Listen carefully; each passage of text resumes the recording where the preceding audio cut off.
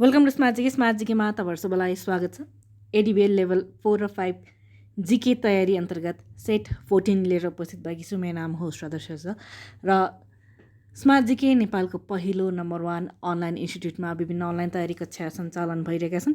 लिन चाहनुहुन्छ भने यहाँ दिएको नम्बरमा सम्पर्क गर्नुहोला अथवा हाम्रो अफिसियल वेबसाइट www.smartgkonline.com भिजिट गर्न सक्नुहुनेछ अथवा हाम्रो एप स्मार्ट जिके डाउनलोड गरेर पनि क्लासेसहरू लिन सक्नुहुनेछ। अब लागौँ आजको प्रश्नोत्तरतर्फ, जसमा पहिलोमा रहेको छ लिष्टि देवी मन्दिर कुन जिल्लामा अवस्थित छ? अप्सन रहेको छ A Lalitpur, B Terhathum, C Tanahun, D Sindhupalchok र यसको त रहेको छ सिन्धुपाल्चोक। दोस्रो प्रश्नमा रहेको छ भोटमा नेपाललाई के भनिन्थ्यो? अप्सन रहेको छ ए बाप्लो, बी निपोलो, सी नेवाल, डी निपाउल र यसको त रहेको छ बाप्लो। तेस्रो प्रश्नमा रहेको छ नेकपा माओवादीका नेता पुष्पकमल दाहाल प्रचण्डको अध्यक्षतामा पहिलो गणतान्त्रिक सरकार गठन कहिले भएको थियो? अप्सन रहेको छ ए विक्रम सम्वत 2063, बीमा रहेको छ विक्रम सम्वत 2064, सीमा रहेको छ विक्रम सम्वत 2065, डीमा रहेको छ विक्रम सम्वत 2066 र यसको त रहेको छ विक्रम सम्वत 2065।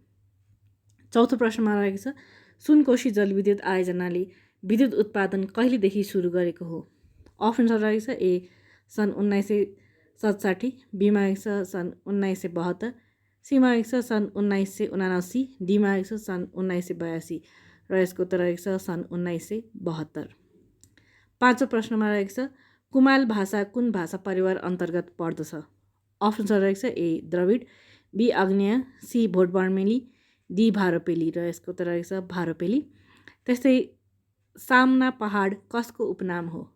अप्सन रहेको छ A Sajana Dahal, B Suman Adhikari Silwal, C Mamata Khadka, D Mankumari Rai र यसको त रहेको छ सुमन अधिकारी सिलवालको उपनाम हो सामना पहाड।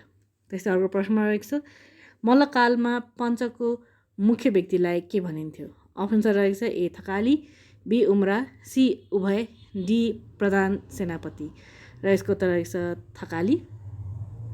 त्यस्तै 15 योजनाले लिएको दीर्घकालीन सोच अनुसार बहुआयामिक गरिबीमा रहेको जनसङ्ख्या कति प्रतिशतमा झार्ने लक्ष्य लिएको छ? अप्सन रहेको छ ए 0%, बी 2%, सी 3%, डी 6% र यसको त रहेको छ 3%।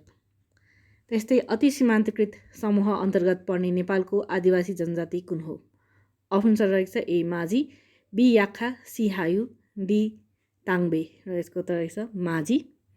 त्यस्तै 10औँ प्रश्नमा रहेको छ राष्ट्रिय जनगणना 2068 अनुसार नेपालको हिमाली क्षेत्रमा पुरुष साक्षर जनसङ्ख्या कति प्रतिशत रहेको छ? अप्सन रहेको छ ए 73.02%, बीमा रहेको छ 71.62%, सीमा रहेको छ 79.45%, डीमा रहेको छ 75.20% र यसको त रहेको छ 71.62%। त्यस्तै अखिल नेपाल कबड्डी सङ्घको स्थापना कहिले भएको थियो? अप्सन रहेको छ ए विक्रम सम्वत 2040, बीमा रहेको छ विक्रम सम्वत 2030, सीमा रहेको छ विक्रम सम्वत 2035, डीमा रहेको छ विक्रम सम्वत 2042 र यसको त रहेको छ विक्रम सम्वत 2035मा स्थापना भएको हो अखिल नेपाल कबड्डी सङ्घको। 12औँ प्रश्नमा रहेको छ एपिग्राफ एल्गोरिदमको विकास कुन देशमा भएको हो? अप्सन रहेको छ ए अमेरिका, बी चीन, सी जापान, डी रुस र यसको त रहेको छ अमेरिका। त्यस्तै पद्मनेत्र राष्ट्रिय कलाश्री सङ्गीत पुरस्कार 2077 कसलाई प्रदान गरिएको छ? अप्सन रहेको छ A Manohar Lamichhane, B Yogeshwar KC, C Thakur Belbasi, D Milan Newar र यसको त रहेको छ मिलन नेवार। त्यस्तै विश्वमा शान्ति र सुरक्षा कायम राख्न नेपाल प्रहरी र नेपाली सेनालाई संयुक्त राष्ट्रसङ्घीय शान्ति सेनामा नेपाललाई कहिलेदेखि खटाउन थालिएको हो? अप्सन रहेको छ ए सन् 1968, बीमा रहेको छ सन् 1958, सीमा रहेको छ सन् 1959, डीमा रहेको छ सन् 1963 र यसको त रहेको छ सन् 1958देखि खटाउन थालिएको हो नेपाली प्रहरी तथा नेपाली सेनालाई। अर्को प्रश्न रहेको छ नेपाली सागको कुल खर्चको कति प्रतिशत हिस्सा बेहोर्दछ? अप्सन रहेको छ ए 8.32%, बीमा रहेको छ 9.72%, सीमा रहेको छ 10.72%, डीमा रहेको छ 15.68% र यसको त रहेको छ 10.72%। त्यस्तै एसियाली विकास ब्याङ्कको गैर क्षेत्रीय सदस्य निम्नमध्ये कुन चाहिँ हो? अप्सन्स रहेको छ A Spain, B Argentina, C Mexico, D Ghana र यसको उत्तर रहेको छ स्पेन। त्यस्तै विश्व ब्याङ्कको स्थापना कहिले भएको हो? अप्सन्स रहेको छ ए सन् 1946, बीमा रहेको छ सन् 1945, सीमा रहेको छ सन् 1948, डीमा रहेको छ सन् 1944 र यसको उत्तर रहेको छ सन् 1944मा चाहिँ विश्व ब्याङ्कको स्थापना भएको हो। त्यसै नेपालको संविधान बमोजिम राज्यका निर्देशक सिद्धान्तहरू कतिवटा छन्? अप्सन्स रहेको छ ए 13, बी 4, सी 8, डी 10 र यसको उत्तर रहेको छ 4वटा निर्देशक सिद्धान्तहरू रहेका छन्। त्यस नेपाल राष्ट्र ब्याङ्कको आर्थिक वर्ष 2076-77को वार्षिक तथ्याङ्क अनुसार नेपालको विप्रेषण आप्रवाह नेपाली रुपैयाँमा कति प्रतिशतले घटेको छ? अप्सन्स रहेको छ ए 0.6%, बीमा रहेको छ 0.7%, सीमा रहेको छ 0.9%, डीमा रहेको छ 0.5% र यसको उत्तर रहेको छ 0.5%। त्यस नेपाल राष्ट्र ब्याङ्क ऐन 2058 अनुसार गभर्नरको कार्यकाल कति वर्षको हुनेछ? अप्सन्स रहेको छ ए 2 वर्ष, बी 3 वर्ष, सी 5 वर्ष, डी 6 वर्ष र यसको उत्तर रहेको छ 5 वर्ष। त्यस्तै कम्पनी ऐन 2063 अनुसार पब्लिक कम्पनीको सेयरधनीहरूको सङ्ख्या बढीमा कतिजना हुनुपर्ने उल्लेख गरिएको छ? अप्सन्स रहेको छ ए 80, बी 100, सी 7, डी जतिसुकै पनि हुन सक्नेछ र यसको उत्तर रहेको छ जति पनि हुन सक्नेछ, बढीमा जति पनि कम्तीमा 7 जना।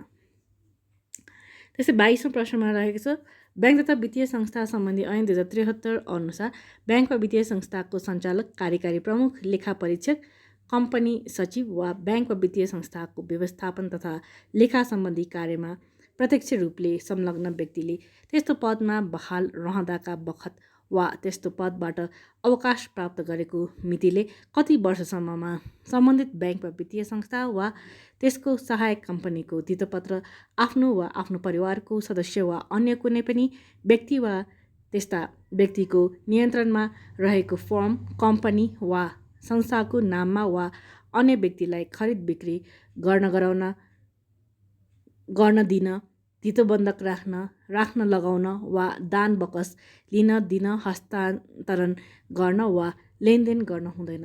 अप्सन्स रहेको छ ए 1 वर्ष, बी 2 वर्ष, सी 3 वर्ष, डी 6 वर्ष र यसको उत्तर रहेको छ 1 वर्ष। त्यस्तै ब्याङ्किङ कसुर तथा सजाय ऐन 2064को कुन दफामा सूचना प्रकाशन गर्ने सम्बन्धी उल्लेख गरिएको छ?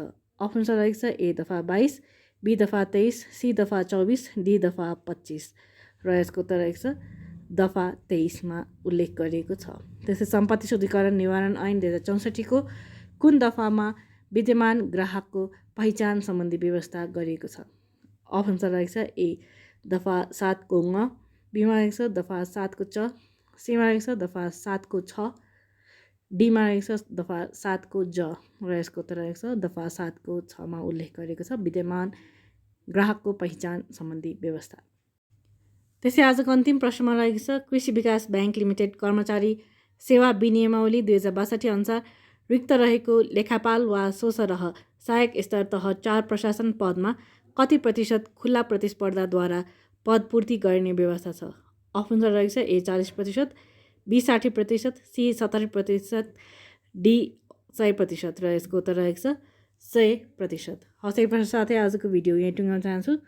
जहाँ स्मार्ट जीकेमा विभिन्न अनलाइन तयारी कक्षा सञ्चालन भइरहेका छन्। लिन चाहनुहुन्छ भने सम्पर्क गर्नुहोला अथवा हाम्रो अफिसियल वेबसाइट भिजिट गर्न सक्नुहुनेछ अथवा हाम्रो एप स्मार्ट जीके डाउनलोड गरेर पनि क्लासेसहरू लिन सक्नुहुनेछ।